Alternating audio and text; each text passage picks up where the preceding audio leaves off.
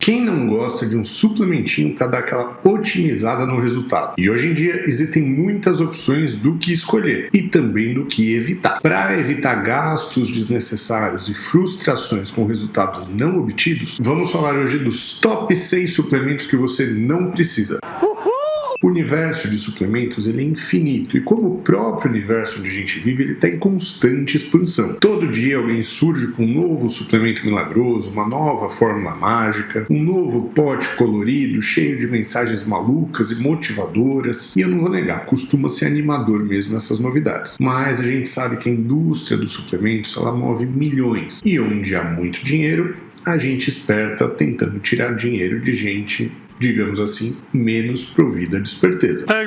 Existem poucos suplementos com uma robusta comprovação científica dos seus efeitos. E sabemos que mesmo aqueles que têm evidência vão demandar indicações e situações muito específicas. Vamos começar falando de um clássico. Nosso sexto lugar é a carnitina. Febre lá no final dos anos 90 e no começo dos anos 2000, que foi quando a onda de suplementos chegou e chegou de vez, a carnitina é um aminoácido naturalmente produzido pelo nosso corpo e desempenha um papel importante no metabolismo energético, sendo indicado como um termogênico para auxílio ali na perda de peso, para perda de gordura. Quem já não é mais da galerinha mais nova e com certeza lembra da carnitina líquida, que ela vinha numa espécie ali de recipiente que parecia recipiente de fluido de motor de caminhão e tinha gosto e cheiro de fluido de motor de caminhão. A principal função da carnitina é facilitar o transporte de ácidos graxos de cadeia longa para as mitocôndrias, que são ali as usinas de energia das células. Lá os ácidos graxos eles vão ser oxidados e convertidos em energia utilizável. Acredita-se então que a carnitina ela pode aumentar a utilização de gordura como fonte de energia durante o exercício, o que poderia de certa forma contribuir também para o processo de perda de peso. Bioquimicamente falando, só para dar sacanagem. A oxidação dos ácidos graxos acontece na matriz mitocondrial, ou seja, a beta-oxidação das gorduras vai ocorrer dentro da mitocôndria. E o transporte dos ácidos graxos para a matriz mitocondrial ocorre através de duas enzimas dependentes de carnitina, a carnitina palmitoiltransferase 1 e 2. Então a suplementação ela visa aumentar a quantidade dessas enzimas, aumentando assim o transporte de gordura para a matriz mitocondrial, gerando dessa forma um aumento no processo de oxidação de gordura e assim acelerando o processo de emagrecimento. Seria lindo se funcionasse, mas infelizmente nenhum estudo comprovou que a suplementação de carnitina gerou uma perda real, uma perda estatisticamente significativa de gordura, ou mesmo ali um aumento da perda de peso ou uma melhora ali do percentual de gordura. O que seria efetivo talvez fosse se conseguisse gerar um aumento da quantidade de carnitina intramuscular, e isso não foi conseguido nem com a suplementação bem elevada em trabalhos que isso foi realizado. Logo, infelizmente não vai servir como um termogênico.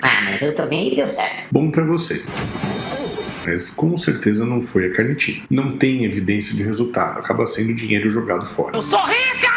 Na nossa quinta posição, a gente vai ter a arginina. Utilizada como um vasodilatador, visando uma melhora de performance e também na recuperação, a arginina é um aminoácido condicionalmente essencial. Ou seja, o nosso corpo ele é capaz de sintetizar, mas em muitas situações essa síntese acaba sendo prejudicada e a gente precisa consumir ela através da dieta. É um suplemento amplamente utilizado, que muita gente até vai se espantar de ver nessa lista, mas a realidade é que tem muito pouca comprovação científica da sua eficácia. E por ser um suplemento mais caro, normalmente o seu custo-benefício não é válido, já que existem diversas opções de vasodilatadores melhores. A arginina ela desempenha diversas funções no nosso organismo, incluindo a síntese de proteína, suporte ao sistema imunológico, melhora na saúde intestinal, redução da pressão arterial e até um aumento da produção de GH, o hormônio do crescimento. Mas a sua função mais explorada é a sua capacidade vasodilatadora. A arginina ela é precursora do óxido nítrico, que é um potente vasodilatador. E é aí que a sua suplementação se baseia. O problema é que a arginina é um aminoácido que apresenta uma metabolização muito elevada por enterócitos e hepatócitos. Então, para ser efetiva como suplemento vasodilatador, seriam necessárias quantidades imensas de arginina, o que não compensaria, não justificaria o custo, já que vão existir vasodilatadores melhores e com custo mais baixo, como os nitratos e a citrulina. Tentando melhorar a absorção, diminuir essa perda tanto hepática quanto intestinal, foi criada a arginina alfa-cetoglutarato, que é a arginina combinada ali com o intermediário do ciclo de Krebs. Acredita-se que essa combinação melhore a absorção e eficácia da arginina, tornando assim mais biodisponível para o organismo. Mas, novamente, os estudos ainda não são definitivos sobre a eficácia da AKG, o que, mais uma vez, não justifica o seu valor alto. Se a arginina é cara, a arginina alfa-cetoglutarato é ainda mais cara. Um outro fator apontado justificando a utilização da arginina é no seu aumento de produção de GH. Esse aumento ocorreria porque a arginina ela funciona como inibidor da somatostatina, que é um hormônio que ele atua ali como regulador central do sistema endócrino, controlando ali a liberação e a produção de outros hormônios, como o próprio hormônio do crescimento, e isso então teoricamente aumentaria a produção de GH. Os estudos mostram que realmente ela poderia até gerar um aumento do GH, mas sem efeito clínico. Esse aumento ele acaba sendo agudo e pequeno, sem grandes repercussões clínicas. O próprio exercício físico ele gera um estímulo que aumenta a produção de GH, o que também não justificaria a suplementação com arginina. Em quarto lugar, a gente vai ter os chamados testo booster, que são fitoterápicos utilizados aí para aumentar a produção endógena de testosterona. É mentira!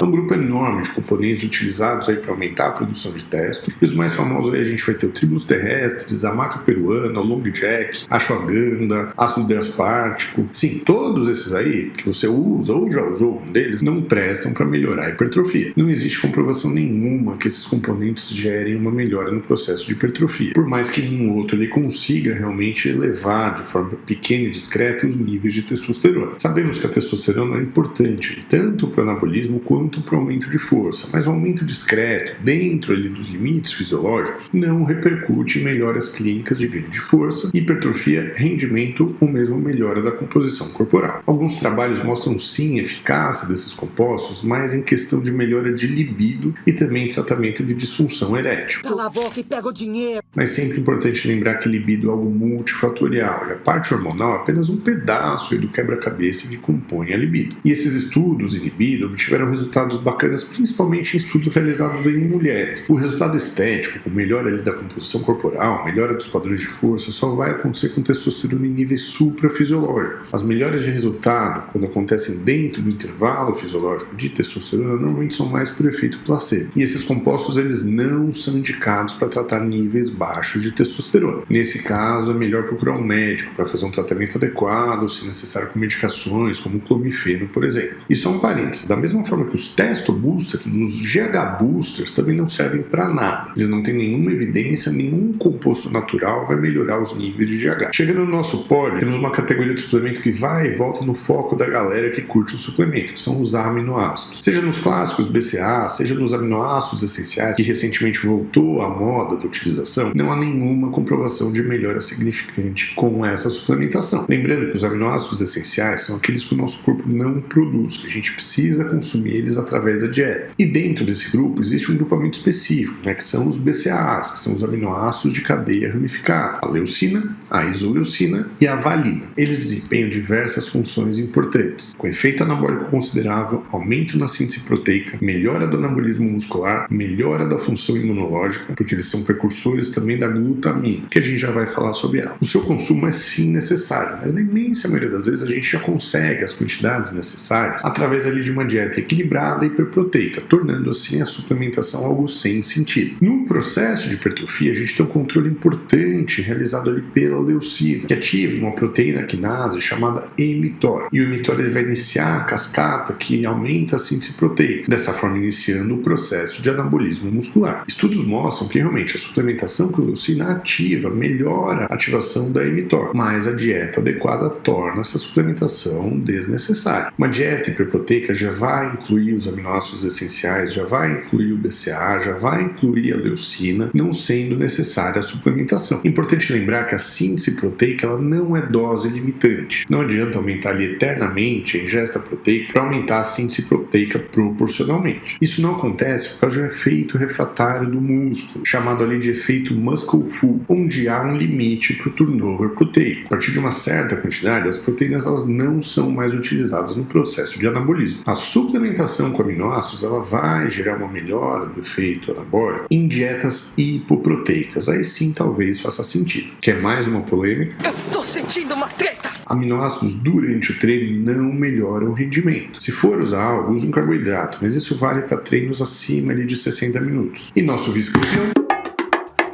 a glutamina. A glutamina é o aminoácido mais abundante no plasma e no pool de aminoácidos muscular. É um aminoácido não essencial, ou seja, o nosso corpo produz principalmente ali através dos BCAAs. E por isso, por nosso corpo conseguir produzir quantidades elevadas desse aminoácido, a sua suplementação se torna desnecessária. A glutamina é importante para a saúde imunológica, saúde intestinal, síntese proteica, recuperação muscular, mas é um aminoácido que já produzimos e consumimos muito, não sendo necessária a sua suplementação. É uma perda enorme, todos nós perdemos. Para você que está aí torcendo o nariz, existe uma meta-análise mostrando que a suplementação de glutamina não afeta o sistema imunológico, não afeta o desempenho aeróbico e não melhora a composição corporal. Meus sentimentos, gente. Ou seja, acaba sendo fazer um xixi mais caro e nada além disso. Para algumas situações clínicas, especialmente de alterações intestinais, existe comprovação sim de benefício da sua suplementação. Uma suplementação em doses altas, de cerca de 45 a 60 gramas. Em casos, por exemplo, como doença inflamatória intestinal e síndrome do intestino irritável. E, em primeiro lugar, o suplemento menos necessário para hipertrofia. E eu já vou explicar o porquê antes que vocês me massacrem. É o whey protein. Ah, não, aí ele extrapolou. Mete uma bala nele. Isso mesmo, amiguinho. A suplementação com a proteína do soro do leite, e você já encontra um vídeo explicando tudo sobre ela aqui no canal, não é necessária, muito menos essencial para a gente atingir resultados. E eu explico. O whey nada mais é que uma fonte de proteína. Você pode obter suas proteínas ali do whey, da carne, da soja, do ovo, enfim, existem diversas fontes proteicas e o whey acaba sendo só mais uma delas. Mas ele não vai ser melhor nem pior que nenhuma. A sua vantagem talvez esteja ali na praticidade. Numa golada ali já manda para dentro 2 bifes de frango. Só que entre ser útil e ser necessário, existe um gap enorme. As pessoas, quando querem começar um processo novo, seja um processo de emagrecimento, de hipertrofia, elas se matriculam na academia e compram o pote de whey. Só que sem ter uma lógica nutricional, sem ter uma estrutura pensada por trás, não serve para nada. E a gente sabe que existem wheys bem caros. E o povo adora achar que gastar mais vai te dar mais resultado. Então pode ficar tranquilo, você não precisa de whey, muito menos de gastar muito com whey. Olha aqui, ó, a pessoa se libertando deste mal. Ele pode sim te auxiliar, mas está longe de ser algo fundamental. Sai, vai pro inferno isso da minha vida.